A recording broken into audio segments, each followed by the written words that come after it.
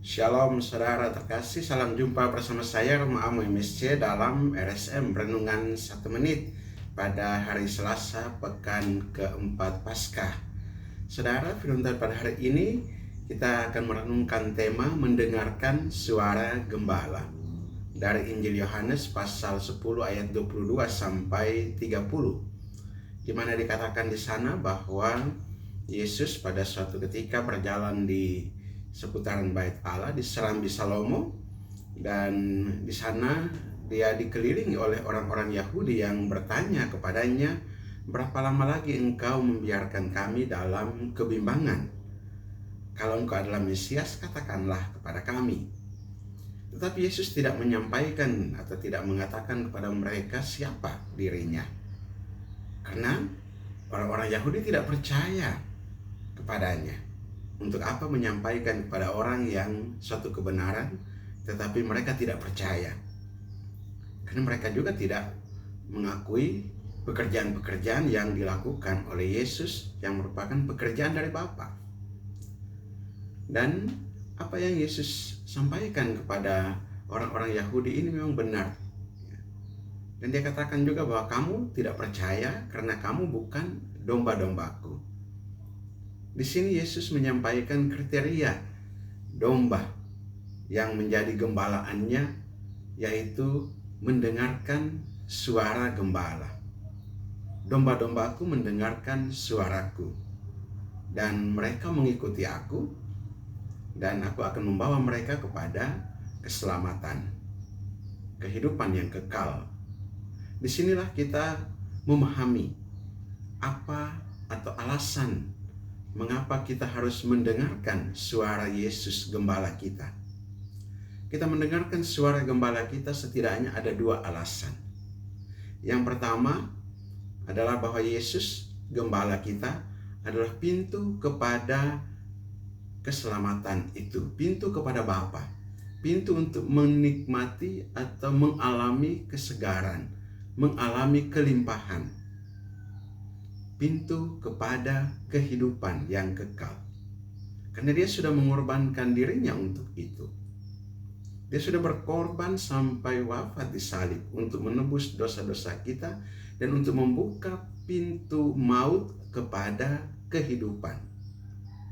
Karena Yesus adalah pintu kepada kehidupan, maka kalau kita mau hidup yang kekal, maka kita wajib mendengarkan suaranya. Wajib untuk dituntun olehnya, menyerahkan diri kita dengan sukarela untuk dibimbing olehnya, karena dialah jalan kepada keselamatan itu. Yang kedua adalah alasan yang kedua mengapa kita harus mendengarkan suara gembala, Yesus sebagai gembala kita, yaitu bahwa Yesus dan Bapa adalah satu. Kalau Yesus dan Bapa adalah satu, maka ketika kita punya arah tujuan kita adalah bersatu dengan Bapa, maka kita juga perlu mendengarkan suara Yesus, karena dia dan Bapa adalah satu. Dan karena dia dan Bapa adalah satu, maka apa yang menjadi suara gembala Yesus adalah juga suara Bapa. Saudara, mendengarkan suara Yesus gembala kita seringkali juga kita kurang peka, atau seringkali juga kita merasa keberatan karena jalannya ataupun suara yang dituntunnya kepada kita, yang diminta dari kita itu berat. Kita masih dengan kebiasaan-kebiasaan kita yang lama, belum untuk masuk kepada kehidupan yang baru. Maka mari juga kita dengan kerelaan hati kita membuka hati kita untuk dengan taat mendengarkan suara Yesus gembala kita yang menuntun kita kepada kehidupan, dan yang juga dia bersatu dengan Bapa, dia dan Bapa adalah satu. Maka ketika kita mau untuk bersatu dengan Bapa, suara Yesus sebagai gembala kita perlu juga untuk kita dengarkan. Kita mohon Roh Tuhan agar kita dibimbing dan dibuka hati kita untuk peka mendengarkan suara gembala kita, suara Yesus yang menyapa kita dalam kelembutan dan kasih sayangnya. Marilah kita berdoa.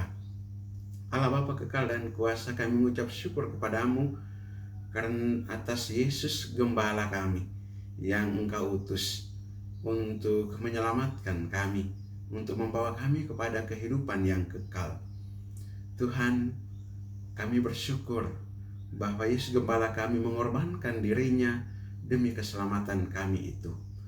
Maka kami mohon, bukalah hati kami dengan terang Roh Kudus-Mu, agar kami peka mendengarkan suara Gembala kami, dan juga kuatkanlah hati kami untuk taat kepada kehendak-Mu melalui suara Gembala kami, Yesus Kristus Putra-Mu, Tuhan dan Juru Selamat kami, yang hidup dan berkuasa bersama Dikau dalam persatuan dengan Roh Kudus Allah sepanjang segala masa. Amin.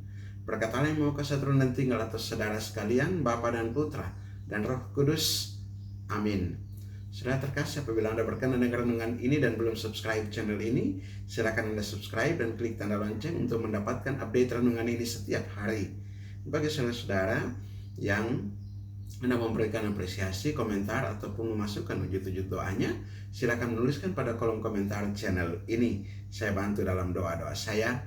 Dan bagi saudara-saudara yang hendak membagikan renungan ini kepada saudara-saudara kita yang lain, silakan dibagikan agar juga menjadi berkat bagi mereka. Shalom, Tuhan memberkati.